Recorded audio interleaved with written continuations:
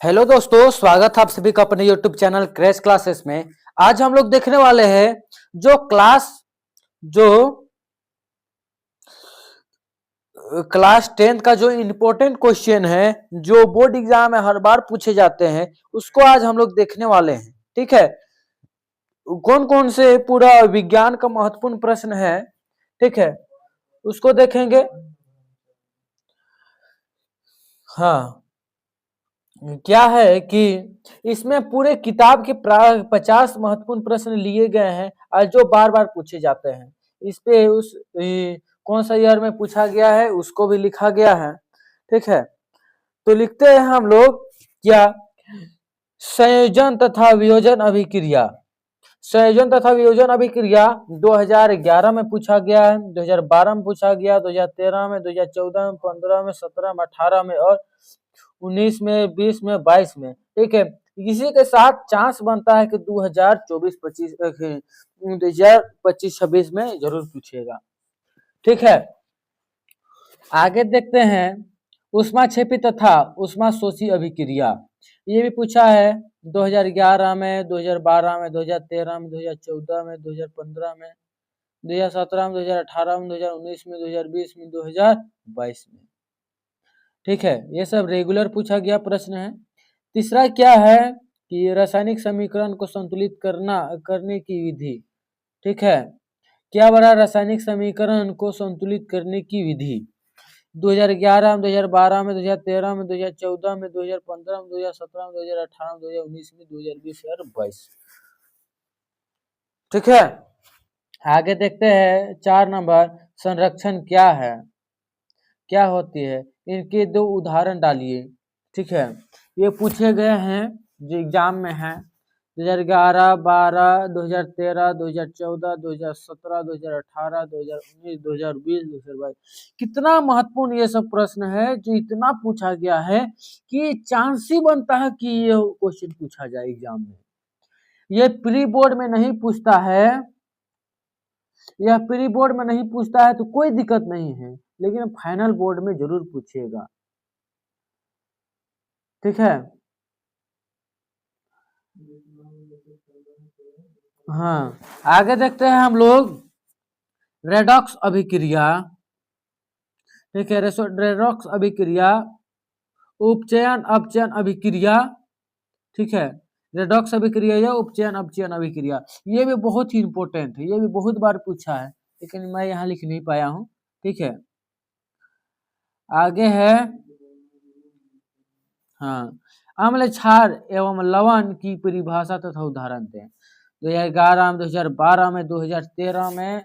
इतना महत्वपूर्ण है कि बार बार पूछे जाते हैं ऐसे ही प्रश्न, ऐसा ही प्रश्न पूछे जाते, ये नहीं पूछा गया लेकिन इसी प्रकार पूछे जाएंगे।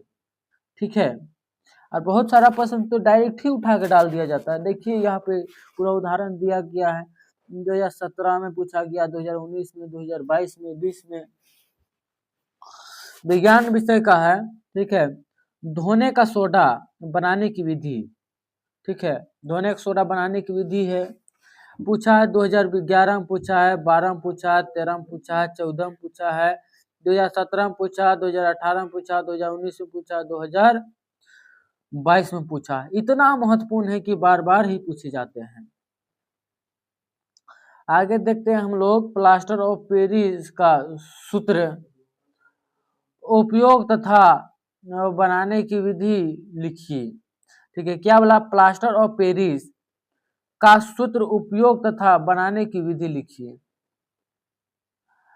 आप लोग तो लिख लिए होंगे। पीएच मान से आप क्या समझते हैं, पीएच मूल्य। ठीक है, ये भी प्रश्न बहुत ही इंपॉर्टेंट है, जो 2011 में पूछा गया, 2012 में, 2013 में, 2017 में, 2018 में, 2019 में, 2022 में।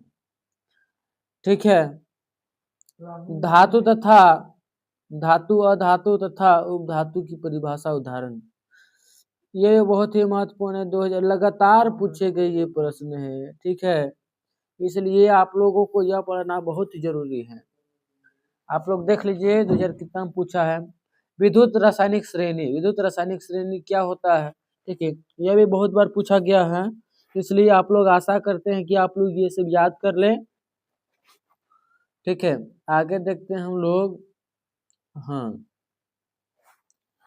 संतृप्त तथा संतृप्त हाइड्रोकार्बन, ये भी बहुत ही इंपॉर्टेंट है, एकदम लगातार पूछे गए हैं, उसी को मैं यहाँ पे क्वेश्चन में लिया गया हूँ। ठीक है, आगे क्या है कि समाप्ति श्रेणी समनातीय श्रेणी, समाप्ति श्रेणी समनातीय श्रेणी। ठीक है, ये भी पूछा है 2011 में, 12 में, 2013, 14, 15, 16, 17, 18 उन्हें लगातार कंटिन्यू पूछा गया प्रश्न है। यूपीएससी नामांकन, ठीक है, इसको पूछा है।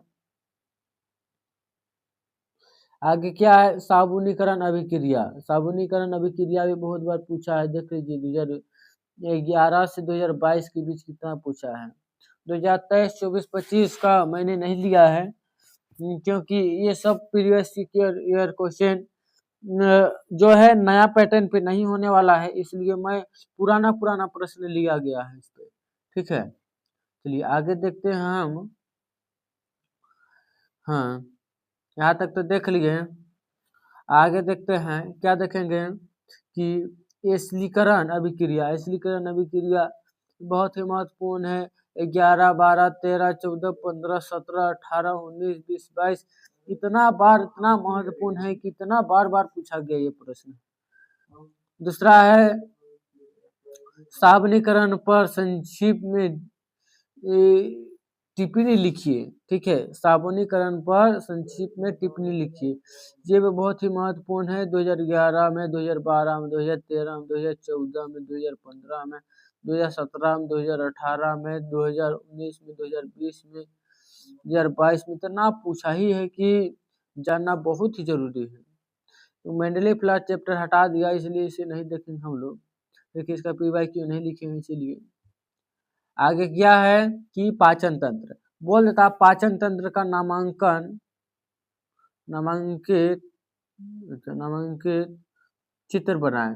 ठीक है, तो इसी प्रकार से पूछ देता है। 11 में पूछा है, 12 में पूछा है, 13 में पूछा है, 14 में पूछा है, 2015 में पूछा, 16 में पूछा, 17 में पूछा, 18 में पूछा है।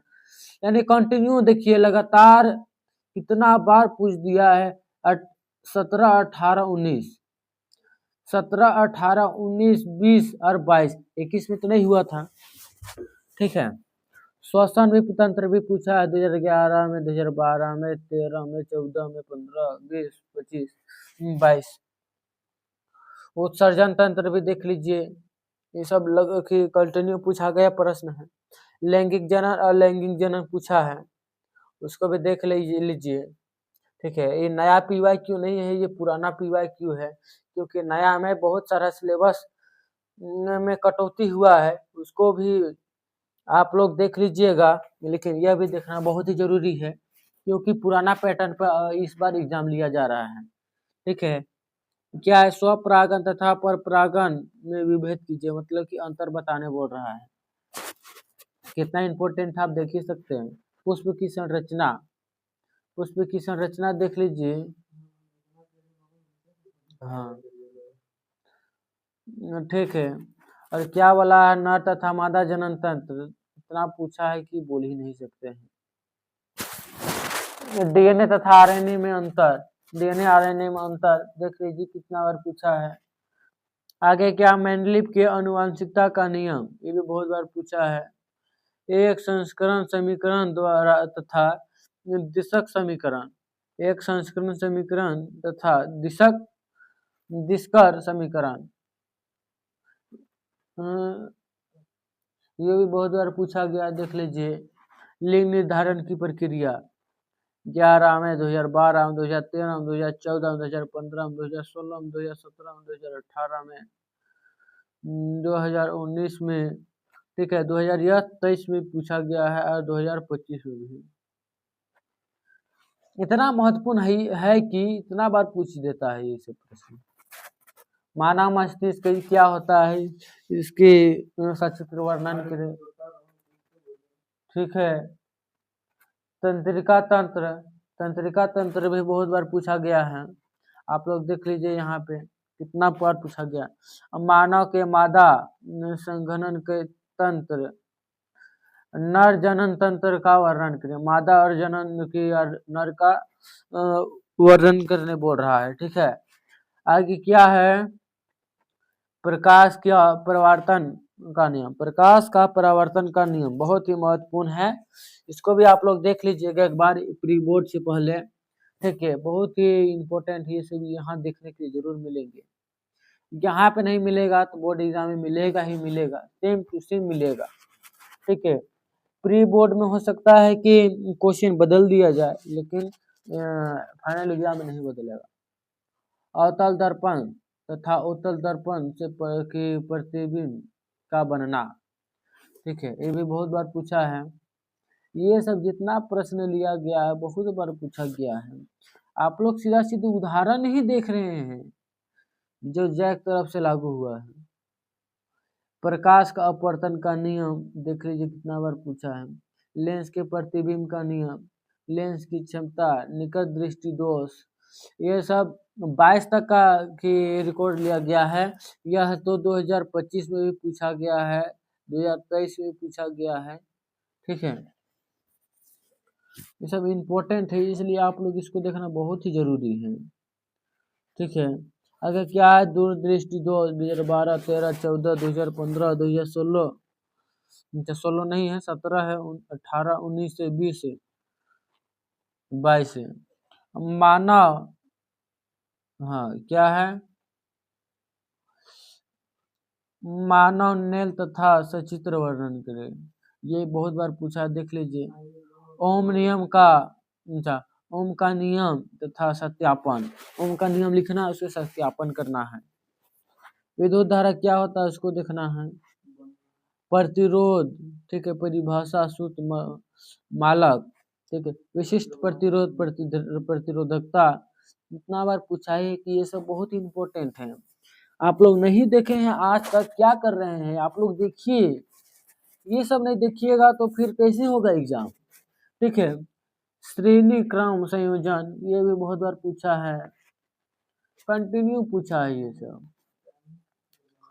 समांतर क्रम संयोजन, चुंबकीय बल रेखाएं, बायो सेवर्ट का नियम, फ्लेमिंग का दाएं हस्त का नियम, फ्लेमिंग के बाएं हस्त का नियम, विद्युत मोटर, विद्युत जनित्र, ठीक है, विद्युत जनित्र के साथ फैराडे का नियम, ओजोन परत का अपक्षय, ऊर्जा के स्तरीय स्रोत, ठीक है।